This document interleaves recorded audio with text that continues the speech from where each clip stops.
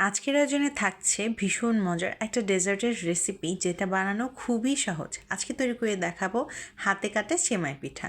যদিও এই সেমাই পিঠাটা আমি দোকান থেকেই কিনে এনেছিলাম, শুধু প্রসেসিংটাই আজকে করব। মজাদার এই রেসিপিটি ঝটপট চলুন শিখে দিই।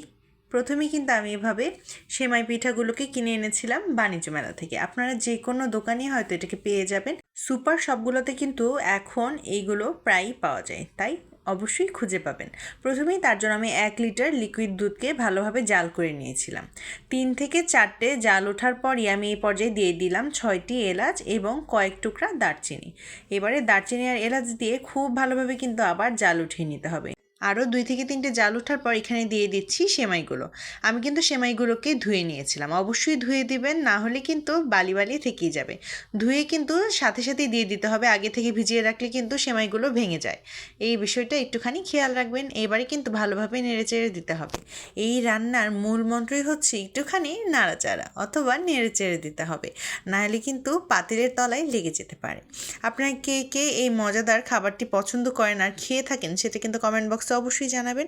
এই মজাদার সেমাইটা যতক্ষণ না পর্যন্ত সেদ্ধ হচ্ছে ততক্ষণ কিন্তু একদম চিনি দেওয়া যাবে না। দেখতে অনেকটা ধানের মতোই লাগছে, তাই না? আরেকদিন আপনাদের সঙ্গে শেয়ার করব ঘরে তৈরি সেমাই, আর সেই সেমাই দিয়ে তৈরি করে দেখাবো একটা মজাদার সেমাই রেসিপি। কে কে সেই রেসিপিটি দেখতে চান অবশ্যই কমেন্ট করে জানিয়ে যেতে পারেন। আজকে খুবই ইজি ওয়েতে এই মজাদার সেমাইটা আপনাদেরকে রান্না করে দেখাচ্ছি, যেন আপনারাও মজাদার এই খাবারটি উপভোগ করতে পারেন।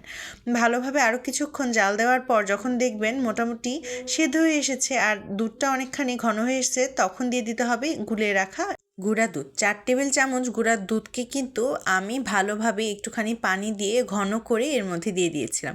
গুঁড়া দুধটাকে অবশ্যই দেওয়ার চেষ্টা করবেন, তাহলে একটা ক্রিমি ভাব আসে আর খেতেও ভীষণ মজা লাগে। এই পর্যায়ে কিন্তু আরও অনেকটা ঘন হয়ে এসেছে আর দেখতেও কিন্তু খুব সুন্দর হচ্ছে। মজাদার এই খাবারটির একটা সুন্দর স্মেল আছে, সেটা যখন বানাবেন একমাত্র তখনই উপলব্ধি করতে পারবেন। একটুখানি দেখে নিচ্ছিলাম সেদ্ধ হয়েছে কিনা। সেমাইটা সেদ্ধ হয়ে গিয়েছে, এবারে চিনি দিয়ে দেওয়ার পালা। এখানে আমি প্রায় 3/4 কাপের মতন দিয়ে দিয়েছি চিনি। চিনিটা আপনারা আন্দাজ করে দিতে পারেন, কমিয়ে কিংবা বাড়িয়ে।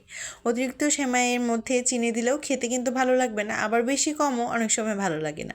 চিনি দেওয়া হয়ে গেলে আবার ভালোভাবে নেড়েচেড়ে দিতে হবে। মজাদার এই সেমাইটা কার কার ভালো লাগছে দেখতে, সেটা কিন্তু কমেন্ট করে জানিয়ে যেতে একদমই ভুলবেন না। আর পুরো রেসিপিটা বানাতে মাত্র আধা ঘন্টা সময় লেগেছিল। আরও কিছুক্ষণ সময় নিয়ে ভালোভাবে এটাকে জাল করে নিতে হবে, যতক্ষণ না পর্যন্ত দুধটা আরও ঘন হয়ে আসছে। দুধটা যত ঘন হবে ততই কিন্তু খেতে মজা হবে, তবে অতিরিক্ত ঘন করে ফেললে দেখা যাবে পরবর্তীতে একদম শুকিয়ে গিয়েছে। এই যে আমার কিন্তু সেমাই প্রায় হয়েই এসেছে, এবারে পরিবেশন করে দিলাম। মজাদার এই সেমাইটা গরম গরম খেতেও ভীষণ ভালো লাগে, আর ঠান্ডা হলেও কিন্তু আরও ভালো লাগে। বাটিতে ঢালার পর 10 থেকে 15 মিনিট পরের চিত্র কিন্তু এটা, দেখতেই পাচ্ছেন আরও ঘন হয়ে গিয়েছে। আজ তবে এই পর্যন্তই। সবাই ভালো থাকবেন, সুস্থ থাকবেন।